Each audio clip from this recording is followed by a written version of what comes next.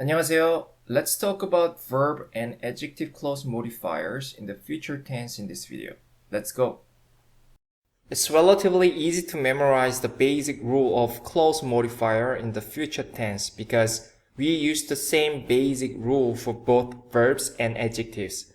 We don't really put an adjective in the future tense though. Anyway, it won't take extra effort to remember that, so it doesn't matter. Let's see the basic rule together. In order to turn a verb or an adjective into a clause modifier in the future tense, when there is no final consonant in the last letter of the stem, you add final L consonant. When there is a final consonant in the last letter of the stem, you add 을 sound to the stem. We can see that this final L consonant and 을 sound have something to do with the future tense, right? Because we learned that the final L consonant and 을 sound plus 거예요 is the translation of the modal will, which is used to put predicates in the future tense. So it's just like you get rid of 거예요 part from the translation of the modal will. It's all related. The woman whom I'm meeting tonight is a foreigner. The woman is a foreigner. Someone is something. The subject equals the complement. Yes, correct. We also think you can use 이에요 or 예요. Whom I'm meeting tonight part modifies the subject, the woman. It looks like in the present continuous tense, but as you know in English, this present continuous form also can indicate something which is going to happen in the near future. Even though you put the auxiliary verb, the modal, will, in this clause, the translation is going to be the same anyway. Let's rearrange the words. The subject is the woman, but whom I'm meeting tonight part comes before the subject, the woman, because it modifies the subject. Let's rearrange the words in the clause too. We don't need whom, so just leave it where it is. I comes first, of course, and tonight comes right after the subject of the clause, I, because it's a time-related word. And then the predicative part of the clause, and meeting, comes at the end. A foreigner is a complement, so it comes right before the be verb. Whom, I, tonight, and meeting, the woman, a foreigner, is, I, 제가, tonight, 오늘 밤. You can add a particle, 에, but we made an agreement that we don't add the particle 에 when the time-related part consists of only one word, such as tonight or today, since it's so confusing to choose whether we should add the particle 에 or not. Do you want to know more specifically about this? Okay. In English, tonight is a one word and can be both a noun and an adverb, right? But in Korean, the translation of the word tonight consists of two words, today plus night. Again, tonight in Korean is actually the combination of today and night. The translation of today is 오늘. And that of night is 밤 in Korean. 밤. This is the interesting part. 오늘, which means today, can also be both a noun and an adverb in Korean. And 밤 is just a noun. 오늘 in 오늘 밤 is not an adverb for sure because adverbs cannot modify nouns. So it must be a noun plus a noun combination. Therefore, the combination 오늘 밤 must be a noun too. If you want to use 오늘 밤, which is a combination of two nouns, as an adverb, as tonight is in this English sentence, we should add a particle 에. You know you can add a particle only to a noun, don't you? Yes, you can add a particle only to nouns. So 오늘 밤 에 sounds exactly like an adverb tonight. Then why does 오늘 밤 sound okay without a particle? It's mainly because they can clearly tell their role in a sentence to the listener without any particle. Again, because you and the listener can know the exact role of them without a particle. Maybe it's because of the adverbial attribute that 오늘 has. Just understand it that way and move on. Then when can you not use the particle 에? 오늘, which means today, can be both a noun and an adverb. But when you use the translation of today, 오늘, as an adverb, for example, in a sentence like I'm meeting my friend today, you should not add a particle 에 because 오늘 is going to be used as an adverb in the Korean translation too. You cannot add a particle to an adverb. So when today is used as an adverb, you cannot add any particle to it. But when it's used as a noun, you can add a particle. Okay? Let's get back to the sentence. I tonight. 제가 오늘 밤에 or 오늘 밤 am meeting. As you know, this part indicates the future tense. The basic form of the verb meet is 만나다. 만나 is the stem. The last letter of the stem, 나, doesn't have any final consonant. Therefore, you add final l consonant to the stem, so it becomes 만날. 만날. 제가 오늘 밤에 만날. Whom I'm meeting tonight. The woman. Woman is 여자. Let's add a higher respect form of a person, 분, to a woman, to show some respect to someone you don't really know. 여자분. 여자분. Let's add the auxiliary particle, 은, since this is the subject. 여자분은. 여자분은. 제가 오늘 밤에 만날 여자분은. The woman whom I'm meeting tonight. A foreigner. Foreigner is 외국인. 외국인. 외국인. If you pronounce it more naturally, 외국인. 외국인. You are all 외국인 in Korean. Is. 이에요. 제가 오늘 밤에 만날 여자분은 외국인이에요. 제가 오늘 밤에 만날 여자분은 외국인이에요. Let's see more examples. That man who is over there is the one I'm marrying. We are not sure how native English speakers think about this sentence. Does it sound a little bit awkward? But the Korean translation will sound perfectly fine and natural. So please try to focus more on the Korean sentence structure. We can just say that man over there without who is. It sounds fine in Korean too, but we are practicing making close modifiers. So that man who is over there is just fine. The most basic sentence that this sentence is based on is a man is the one. Subject equals complement. Yes, you can use 이에요 or 예요. Let's rearrange the words. That man is the subject, but the clause who is over there modifies it. So let's put who is over there part right before the subject, that man. The one is the complement. I am marrying part modifies the complement, the one.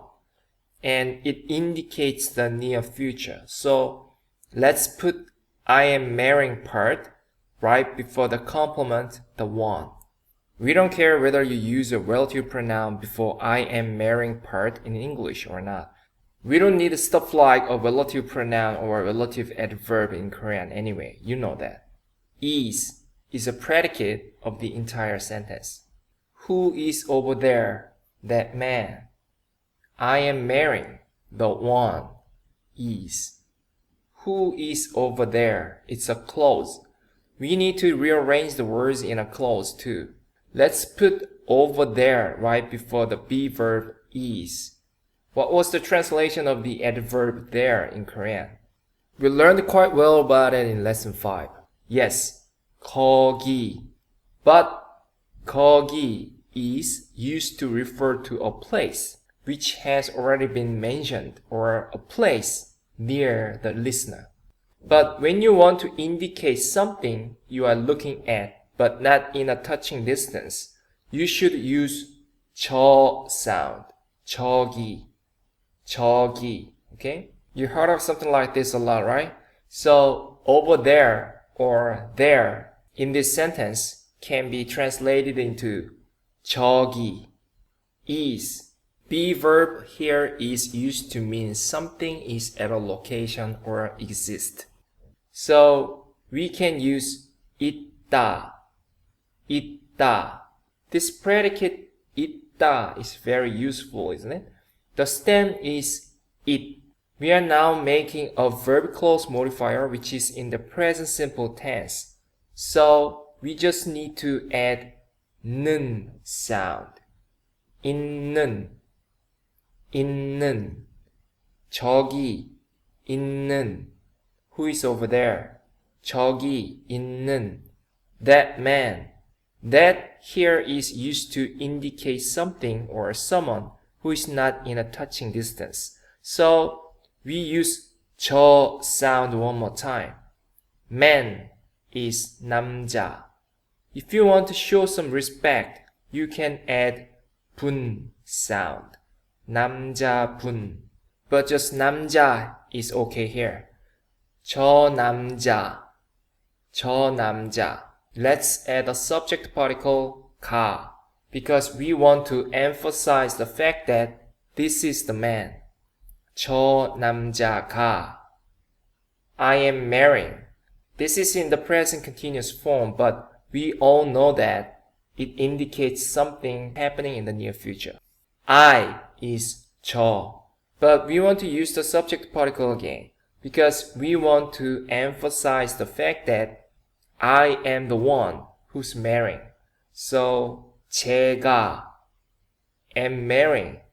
The basic form of the verb marry is 결혼하다. 결혼하다. The stem is 결혼하. The last letter of the stem doesn't have a final consonant. You are marrying in the near future. In order to put a verb clause modifier in the future tense, you need to add final L consonant to the last letter of the stem. So it becomes 결혼할. 결혼할. Yes, we put a space between 결혼 and 할. No need to worry about it now. 제가 결혼할. I am marrying. 제가 결혼할. The one. The one indicates a person here. This is the time to use a representative noun that we learned for a person. 사람. 사람. is. 이에요. Who is there? Who is over there? 저기 있는. That man. 저 남자가. I am marrying. 제가 결혼할. The one. 사람. is. 이에요. 저기 있는 저 남자가 제가 결혼할 사람이에요. 저기 있는 저 남자가 제가 결혼할 사람이에요. Perfect. Let's see the next example. A box which is on the desk is the present that I'll give my younger sister. Again, the sentence might sound too rhetoric, wordy in English, but it sounds just fine in Korean. So please try to focus the structure of the Korean sentence. That's what we are learning here. The most basic sentence without modifiers is a box is the present. Subject is complement. You can use 이에요 or 예요 this time again. This 이에요, 예요 thing is really useful too, isn't it? Yes, of course it is as useful as be verb in English. Let's position the words. Now you can do it on your own, can you? The subject is a box. but it is modified by which is on the desk part. So which is on the desk part comes right before the subject a box. Which is on the desk is a clause. So we should rearrange the words in a clause too. Which on the desk is. The present is a complement. I'll give my younger sister part modifies the complement the present. So it comes right before the present part. Let's rearrange the words in a clause I'll give my younger sister. The subject I comes first. My younger sister here is an indirect object because you don't give your younger sister to the present. Sounds terrible. So younger sister here is an indirect object. Let's put the preposition to make it sound clearer. I to my younger sister will give. Perfect. It's in the future tense obviously. Is the predicated part and it comes at the end of the sentence. Which on the desk is a box. I to my younger sister will give the present. Is. Let's translate which on the desk is part first. We don't need which, as you know. On the desk. Desk is 책상. 책상. Something is on the desk. So you can use the location particle 에. 책상에. But if you want to make it clear that it's on the desk, desk is right below it, you can use 위, which means top. We learned about this in lesson 4 part 3. 책상 위에, on the desk. Okay? Good. Is. Yes, we're gonna use the predicate 있다 again, which means to be at a location or exist. The clause is in the present simple tense, so you just need to add 는 to the stem. it. 있는. 있는. 책상 위에 있는, which is on the desk. A box. 상자. Let's just add a subject particle 가. 상자가. I to my younger sister will give. I. You can get rid of either the subject I or the possessive my if you want. You can get rid of all of them actually. Let's get rid of the subject I this time. To my younger sister. 동생 means younger sibling. Younger brother and younger sister. No gender classification. So we need to add 여, which means a female. It's from 여자, which means a woman. 여동생, 여동생, younger sister. My is 제, 제 여동생, my younger sister. What particle did you use for an indirect object? 에게, right? We learned very well about this in lesson 3. You can also use 한테, 한테, 에게, 한테. It's the same. 한테 sounds more colloquial. Will give. This is a verb clause modifier in the future tense. The basic form of the verb give is 주다. 주 is the stem, and it doesn't have a final consonant. Therefore, let's put final l consonant to it to turn it into a verb clause modifier, which is in the future tense. 주 plus l. 줄. 줄. 제 여동생한테 줄. To my younger sister will give. The present. 선물. is. 이에요. Which on the desk is. 책상 위에 있는. A box. 상자가. To my younger sister will give. 제 여동생한테 줄. The present. 선물. is. 이에요. 책상 위에 있는 상자가 제 여동생한테 줄 선물이에요. Perfect.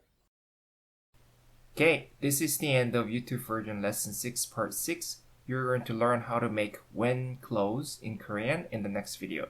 그럼 다음 비디오에서 만나요. 안녕히 계세요.